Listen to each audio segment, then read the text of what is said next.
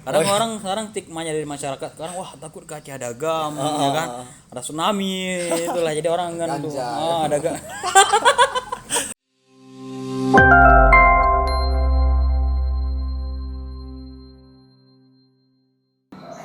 Baik, Bang Wahyu. Ini kan dari TPA sendiri kepengurusannya baru nih kan. Iya. Jadi mungkin kalau menurut saya pribadi juga merasakan bagaimana susahnya berorganisasi di daerah, apalagi untuk menjaring teman-teman mahasiswa baru Apalagi di tengah pandemi di tengah pandemi itu. Itu kira-kira seperti apa sih cara yang dilakukan TPA untuk mengajak kawan-kawan mahasiswa baru yang baru datang dari daerah untuk bergabung atau bersosialisasi dengan TPA sendiri? Baik, jadi pada masa bakti ini kita tentunya ada sebuah bidang ya, bidang pengkaderan tentunya. Jadi di bidang pengkaderan itu kita upayakan ya, seluruh mahasiswa Aceh ya yang baru datang ke Jogja itu kita tampung benar-benar, kita kenalkan budaya-budaya yang yang ada di Yogyakarta, tentunya juga budaya-budaya organisasi tentunya juga sebagai pendongkrak mereka tentunya ke depan, mereka bisa aktif di organisasi luar tentunya.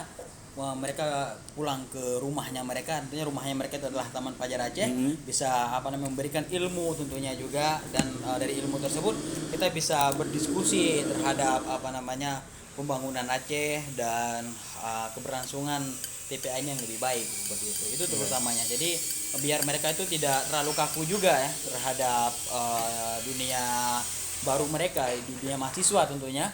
Itu jangan hanya lingkup Aceh Toto gitu ya. apalagi cuman kuliah pulang Kuliah pulang itu yang lebih bahayanya ya kan. Bahaya itu. Tentunya mereka itu aktif atau berkiprah di baik itu HMIK, PMIK, GMKIK dan sebagaimana. Jadi dari itu mereka pulang nantinya ke Taman Pelajar Aceh dan mereka bangun yang mereka dapatkan dari luar sana. Iya. Apalagi Jogja ini kita ketahui adalah miniatur Indonesia kecil ya, tentunya berbagai macam kultur, berbagai macam suku yang kita dapatkan. Jadi mereka bisa mempelajari hal tersebut. Yang itu tentu kita harus doktrin juga kepada mahasiswa, jangan hanya mentok di Aceh saja. Jogja adalah peluang besar. Iya, Jogja peluang besar. Jadi sebuah kenikmatan yang luar biasa yang diberikan oleh Tuhan kepada mahasiswa yang mendapatkan studinya di Yogyakarta. Ini luar biasa Jogja ini. Kalau kita kemana-mana nggak ada ya namanya IKPM Iya, daerah. cuman ada di Jogja. Iya, saya ikut bangga juga dengan peran ya pemerintah Jogja terhadap mahasiswa luar daerah. Jadi kepekaannya mereka itu dengan mengadakan beberapa event ya tentunya yang melibatkan mahasiswa daerah, tentunya itu adalah hal yang sangat positif tentunya kepada kita mahasiswa luar daerah. Iya. Melalui Ikatan Keluarga Pelajar Mahasiswa Daerah Indonesia, Iya, IKPMDI. IKPMDI. Kita seluruh keluarga pelajar mahasiswa dari seluruh Indonesia itu dikoordinasi oleh IKPMDI. IKPMDI. Jadi satu Indonesia ini tergabung di IKPMDI, mahasiswa-mahasiswa daerah, organisasi-organisasi daerahnya ya. Termasuk TPA ya, Bang. Termasuk TPA. Iya. Saya rasa ini IKPMDI sendiri organisasi yang cukup lama juga ya, dan itu sangat membantu keberlangsungan untuk memperkenalkan budaya masing-masing ke dunia nasional ataupun internasional melalui Yogyakarta. Iya. Dengan kegiatan-kegiatan yang dilakukan IKPMDI ya Bang ya. Iya, luar biasa ya. Ada banyak kegiatan kebudayaan, ada banyak juga kegiatan-kegiatan intelektual yang membangun gagasan melalui diskusi, bedah buku dan lain-lain. Itu menariknya Jogja, kenapa Jogja itu dikatakan sebagai lumbung intelektual juga ya Bang. Iya. Miniaturnya Indonesia di sini lengkap sudah. Iya. Ini kalau berbicara kebudayaan Aceh kembali, yang didiskusikan TPA sebenarnya untuk membangun kebudayaan Aceh apa sih Bang? Karena kita lihat dengan kemajuan zaman pada hari ini, banyak budaya itu yang tergerus oleh kemajuan teknologi, apalagi gadget ini, game online dan lain-lain. Kira-kira untuk mencegah hal itu, sikap TPA sendiri seperti apa untuk mengedukasi pemuda-pemuda daerah Aceh? Tentunya kalau bagi saya sendiri ya, ini kan belum kita realisasikan secara menyeluruh ya. tentunya ini menjadi sebuah problem yang sangat besar tentunya di era teknologi sekarang, dengan adanya gadget ya, terus berdampak lagi dengan COVID ya. Iya. Jadi partisipan ya, mahasiswa untuk berorganisasi itu berkurang tentunya. Nah, jadi kita TPA tentunya harus berpikir secara Jernih. ya, berpikir secara kritis juga terhadap keadaan yang sekarang. Tentunya kalau dari TPA beberapa waktu yang lalu ya, untuk menghidupkan kembali perannya mahasiswa untuk berorganisasi, kita mengadakan contohnya dari budaya Aceh itu dari El Khairat ya. Itu tiap malam Jumatnya itu. Nah, tiap malam Jumat kita keliling asrama. Jadi misalnya hari ini asrama Merapi. Nah, malam Jumat ke depan asrama Sabena. Iya. Kita adakan sebuah tradisi yang ada di Aceh itu, Dala El Khairat. Di setiap malam Jumat itu kita baca Dala El Khairat. Terus itu menjadi sebuah ajang budaya. Kalau di Aceh itu tempat pemuda bersatu, berkumpul. Iya, iya. Nah, dari situnya jadi mereka membaca semacam puji-pujian terhadap asma Allah dan puji-pujian terhadap Rasulullah. Nah, bersalawat tentunya ini menjadi sebuah tradisi memang yang di Aceh kita laksanakan di Jogja.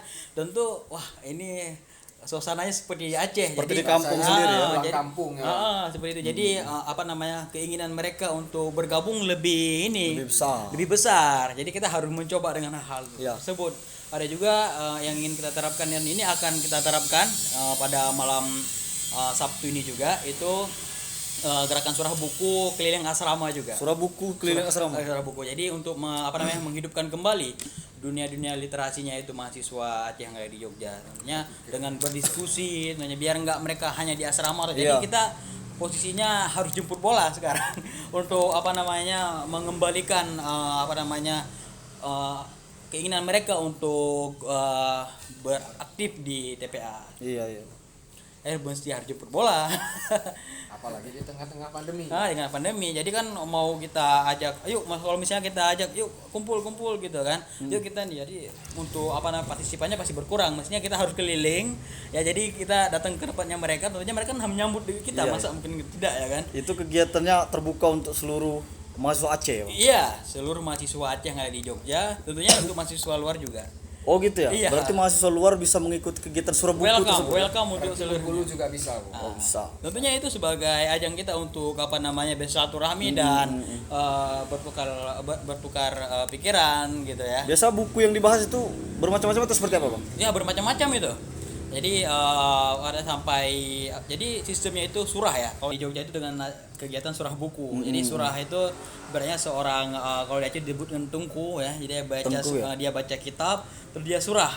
Dari sebenarnya bab fikah kan tentang taharah. Jadi dia surah bagaimana kita bertaharah dan sebagaimana. Jadi kalau di Jogja kita adopsi ya, kita belajar misalnya dari sebuah buku Madilog kah atau Homo Deus kah gitu kan. Jadi nantinya ada seorang yang menyurah dan bertanya di pihak yang lain, bagaimana pendapat Anda, bagaimana pendapat Semacam beda buku iya ya. Jadi semua itu berkumpul, kita dari berbagai jurusan, tentunya juga ada jurusan ekonomi, jurusan hukum. Jadi dari segi sudut pandangnya mereka dari berbagai akademisi tentunya. Itu menjadi sebuah cara ya untuk meningkatkan dunia literasi yang ada di mahasiswa Aceh, dan tentunya bisa berefek juga kepada mahasiswa seluruh daerah. Iya. Seperti itu. Tetap menjalankan komitmen sebagai mahasiswa orang-orang yang berintelektual tersebut. Iya betul, itu sebuah program kerja memang yang didirikan oleh seniornya kita juga dulu ya, tentunya di asrama Sabena pada tahun berapa itu, sekitaran 2017 kalau tidak salah, 2018 gitu. Oleh seniornya kita juga sebagai ajang untuk meningkatkan minat diskusi mahasiswa Aceh yang ada di Jogja. Iya, iya. Berbicara Aceh lagi nih, Bang. Sebenarnya menarik sekali berbicara Aceh nih. Banyak, kalau zaman dulu kan isu yang sangat seksi itu tentang konflik ini. Wow. GAM itu loh. Gerakan Aceh Aceh Merdeka. Merdeka. Dan hari ini masih banyak sekali yang mendiskusikan GAM. Nah, Gamen masih ada nggak sih di Aceh? Toko-tokonya masih. Toko-tokonya masih. Tapi gerakannya sudah tidak. Oh gitu. Jadi gerakan angkat senjata sudah tidak. Tidak. Nah, jadi jangan takut ke Aceh. Kadang orang sekarang stigmanya dari masyarakat sekarang, wah takut ke Aceh ada gam, ya kan? Ada tsunami, itulah. Jadi orang kan tuh, ada Banyak ganja. Tapi kalau ganja memang banyak itu, Bang. Iya, itu jadi udah gimana ya kalau di Aceh itu jadi mengubah ya apa namanya pemikiran-pemikiran luar terhadap Aceh. Bukannya ganja itu jadi tempat konsumsinya orang aja, tapi mudah tumbuh di Aceh. Oh, jadi gitu. di mana-mana itu ada memang tumbuhan ganja itu. Berarti betul itu banyak ganja di Aceh itu. Iya, tumbuh dia memang. Dia memang tanahnya subur ya. Alhamdulillah aja tuh tanahnya subur, macam kopi gayo itu wah luar biasa itu. Yes, kopi gayo sudah terkenal sampai ke dunia internasional. Sebenarnya itu ganja dulu masa-masanya nenek moyang kita Aceh itu sebagai bumbu masak ya. Bumbu masak? Tempat untuk mengumpulkan daging juga. Oh. Cuman ya berjalannya dunia global ini ya penyalahgunaan ganja itu sebagai narkotika. Ya, jadi maka ganja itu dipandang secara negatif jadinya. Iya. Itu yang bahaya itu, yang salah guna ini. Tapi kalau untuk rempah-rempah, iya. Itu dari dulu memang tradisi Aceh, berarti memang betul itu dijadikan sebagai rempah-rempah ganja itu ya. Ganja, gam, tsunami, habis itu kearifannya, kebudayaannya, hukum-hukum adat. Sama uti-utinya cantik ya. Iya. Itu tidak perlu diragukan lagi, Bang. Kalau perempuan-perempuan Aceh itu ya cantik, semua perempuan memang cantik juga begitu. Kalau di TikTok viralnya wow Itu yang bahaya itu sebenarnya, yang viral seperti itu yang bahaya itu. Jadi GAM itu ya berakhir perdamaian MOU Helsinki pada 2006 dengan RI ya, dengan MOU Helsinki.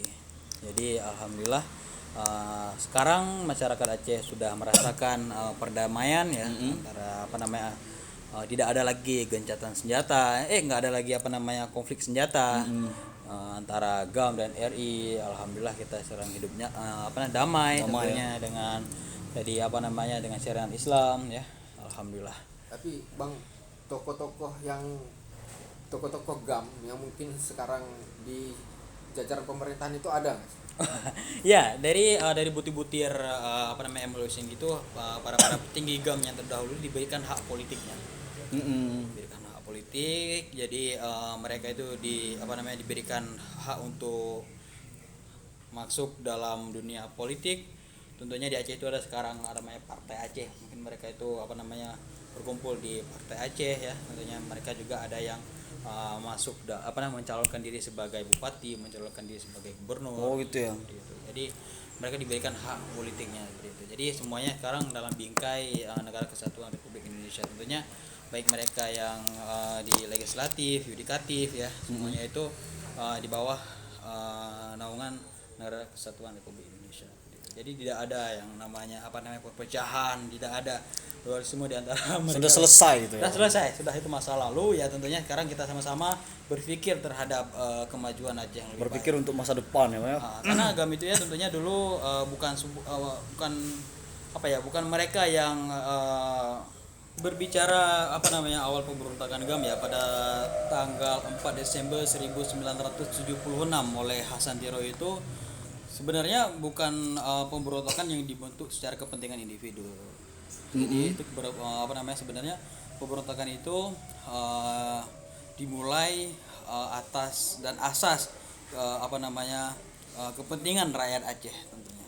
Masa itu. Jadi baik itu dari sumber daya alam yang kebijakan yang dilakukan oleh pemerintah pada masa itu yang kita ketahui sentralisasi Java waktu itu ya. Jadi segala sumber hasil daya alam itu dikelola oleh pusat ya. Tentunya itu pembangunannya ya kita ketahui lebih cenderung pada Pulau Jawa, maka kesejahteraan yang tidak merata. Kesejahteraan tidak merata kepada pemerintah. jadi bentuk ketidakpercayaan kepada pemerintah. Jadi tentunya permintaan juga penerapan syariat Islam ya.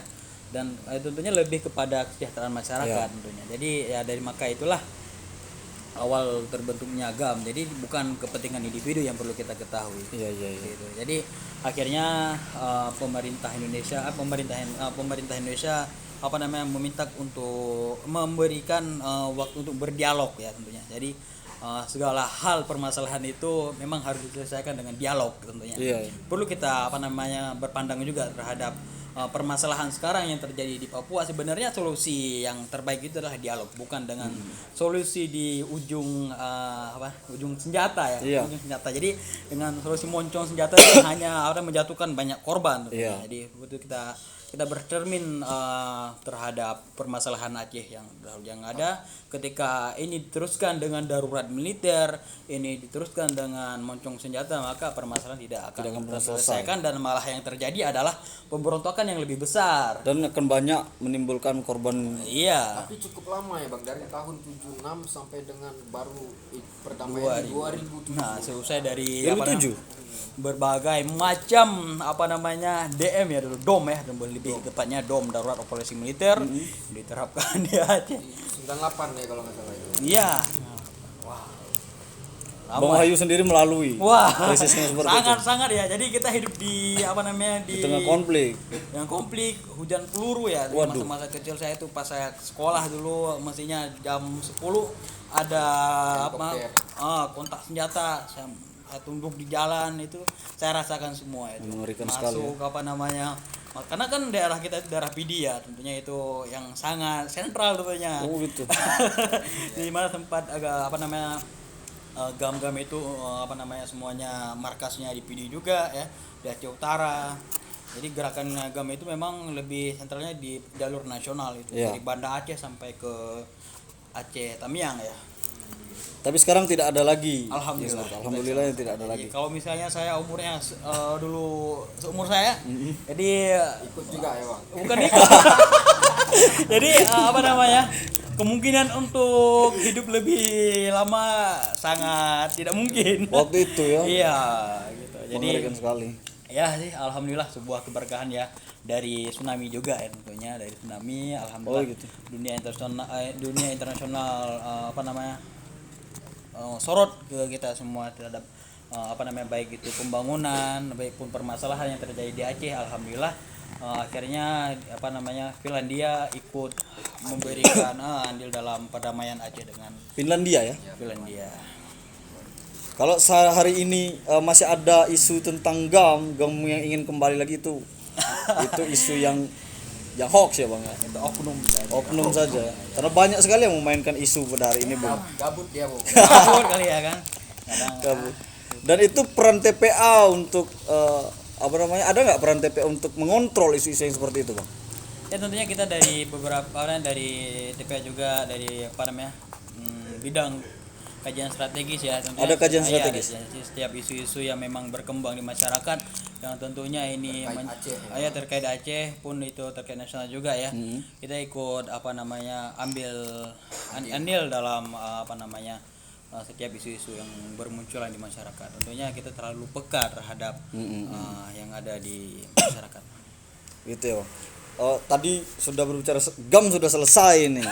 GAM sudah selesai dan kita kembali lagi ke TPA. Kedepannya TPA ini seperti apa Bang? Apa sih harapan Bang Wahyu sendiri untuk mahasiswi yang berasal dari Aceh untuk menuangkan gagasan-gagasannya ke TPA atau seperti apa sih? Ya. Jadi sebagai langkah kita yang lebih untuk langkah yang lebih besar, tentunya kita harus memperhatikan dari dasarnya dulu ya. Dasarnya kita itu di TPA itu adalah silaturahmi.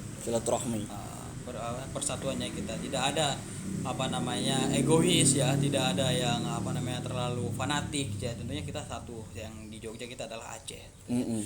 Membawa nama Aceh, kita sama-sama berpikir untuk Aceh. Itu enggak, kita tidak terlalu muluk-muluk dengan hal yang besar. Kita harus memperhatikan dari itu saja dulu, hal yang kecil, silaturahmi. Tentunya dari kader yang kita juga, kader kita harus menciptakan kader yang berkompeten ya, yang siap bersaing di di lingkup ataupun di kiprah nasional ya di organisasi yang jadi mereka menduduki posisi-posisi strategis juga ya. Kita harapkan kader-kader TPA ini bisa menduduki posisi strategis di di beberapa organisasi yang mungkin tentunya punya peran ya yang luar biasa juga seperti itu. Jadi di TPA juga harus terutama koordinasi yang baik juga antara namanya TPA dengan paguyuban ya, paguyuban Aceh yang ada di Jogja. Itu kunci utama. Jadi tidak ada miskomunikasi di antara kita, tidak ada dusta di antara kita juga tentunya kan. Jadi semuanya berjalan dengan fokus masing-masing gitu. Jadi kita yang bidang ini kita berjalan dengan bidang ini, kita yang mau melaksanakan ini, kita untuk TPA sendiri selalu mendukung hal-hal yang positif yang dilakukan oleh mahasiswa Aceh yang ada di Yogyakarta. Kira-kira rencana kegiatan terdekat ini apa Bang? Ada enggak kegiatan yang nanti akan mempersatukan seluruh mahasiswa-mahasiswa Aceh di dalam kegiatannya TPA? Ya. Kita ada satu kegiatan yang jadi unggulan kita juga. Rencana kita mau adakan itu ngaji budaya. Ngaji budaya Tentunya nanti kita akan betul-betul kita bedah ya setiap budaya-budaya yang kita dapatkan di Aceh. Nanti kita sharing lah, bahasa sharing gimana sih budaya yang di sini, gimana sih budaya dari Sabang sampai Aceh Selatan. Iya begitu. Jadi kita benar-benar paham dulu ya terhadap. Jadi ketika kita saling menghargai, kita saling kuat sama satu sama lain, itu adalah kunci kita untuk melangkah lebih besar. Saya rasa seperti itu. Itu kira-kira kapan kegiatan ngaji budaya Bang? Kita adakan ini kan lagi COVID juga ya, untuk jumlah yang masa yang besar susah. Mungkin kita akan coba per 2 bulan sekali gitu ya. Jadi melalui online, nanti ketika memang sudah kondusif ya sama keadaan sekarang. Ya. Jadi insyaallah kita akan adakan secara tatap muka juga. Jadi kita ikut undang juga teman-teman dari berbagai daerah. Dari luar Aceh juga ya? Iya tentunya. Jangan lupa Bengkulu juga. Ya, harus. Nanti juga kita undang kalau Bengkulu ada kegiatan ya. Ya menarik sih sebenarnya.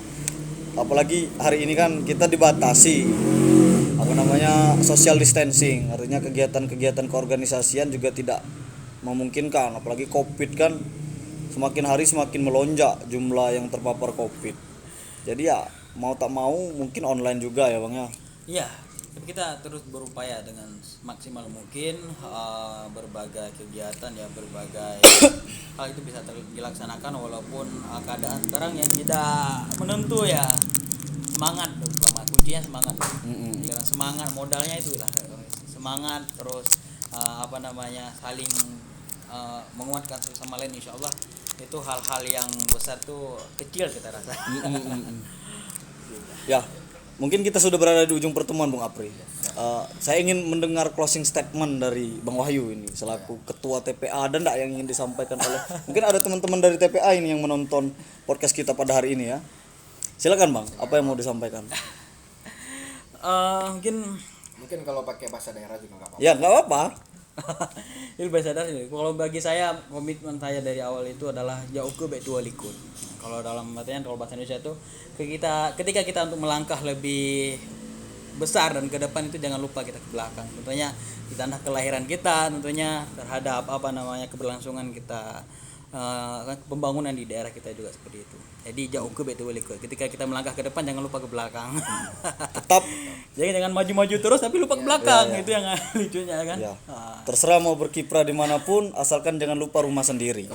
Iya, kembalilah ke rumah untuk membesarkan rumah sendiri, tentunya untuk membesarkan Aceh ya, melalui nasional ataupun daerah, melalui gagasan-gagasan yang luar biasa. Bagi saya itu ada satu pepatah Aceh, jauh ke betul walikun. Jadi ketika kita melangkah ke depan jangan lupa kita ke belakang. Kita menoleh ke belakang, tentunya ketika kita melangkah lebih besar, tentunya kita harus tahu di mana kita berasal, di mana kita berproses, di mana kita lahir tentunya. Jadi teman-teman jangan enggan untuk bergabung dan berkiprah di Taman Pelajar Aceh. Tentunya dengan kiprah teman-teman ini sebuah langkah awal untuk kemajuan Aceh yang lebih baik tentunya. Kalau peribahasanya itu jangan kacang lupa kulit. Oh ya. Jangan kurang ajar lah. Kira-kira seperti itu ya. Dan jangan takut untuk berorganisasi. Baik, terima kasih Bang Wahyu atas waktu yang sudah meluangkan waktu untuk menemani kami berdiskusi pada hari ini. Mengingatkan kembali kepada sahabat-sahabat Republik Bicara yang budiman semuanya, jangan lupa untuk tetap mendukung channel ini dengan like, komen, share dan subscribe juga tentunya.